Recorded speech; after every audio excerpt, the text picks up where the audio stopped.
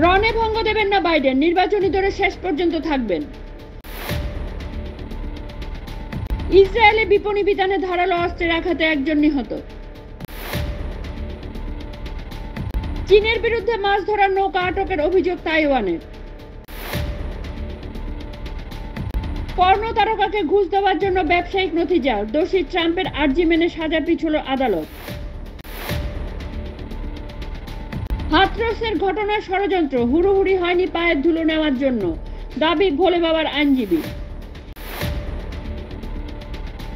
এক সপ্তাহের মধ্যে দ্বিতীয়বার আবারও হাসপাতালে ভর্তি করানো হলো লালকৃষ্ণ আদবানিকে। ছত্তিশগড়ের নারায়ণপুরে মাওবাদীদের ডেরায় হানা দিল যৌথ বাহিনী, গুলির লড়াইয়ে নিহত 5। ইস্তফা দিয়ে দিলেন চম্পই সোরেন, 5 মাস পরে আবার ঝাড়খণ্ডের কুর্সিতে ফিরতে চলেছে হেমন্ত। বিরোধীদের লাগাতার আক্রমণের মধ্যে মণিপুর নিয়ে অবশেষে রাজ্যসভায় মুখ খুললেন প্রধানমন্ত্রী।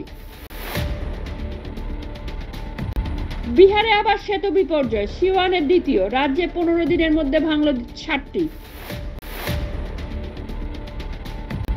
রাজ্যসভায় বক্তৃতা ব্রিটেনের প্রধানমন্ত্রী সুনকের শাশুড়ির, ভাষণ শুনে সুধার প্রশংসা স্বয়ং মোদীর। ভোলে বাবার অপার কীর্তি, যৌন নির্যাতনের অভিযোগে জেলে যান স্বঘোষিত গুরু, তারপরেই খোলেন আশ্রম।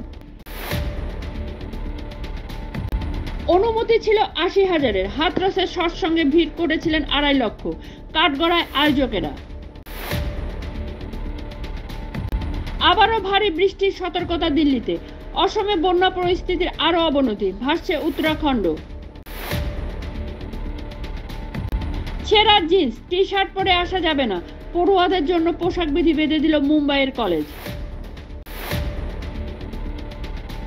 হাথরসের পদপিষ্টের ঘটনায় তদন্ত করুক সিবিআই, এলাহাবাদ হাইকোর্টের দায়ের জনস্বার্থ মামলা।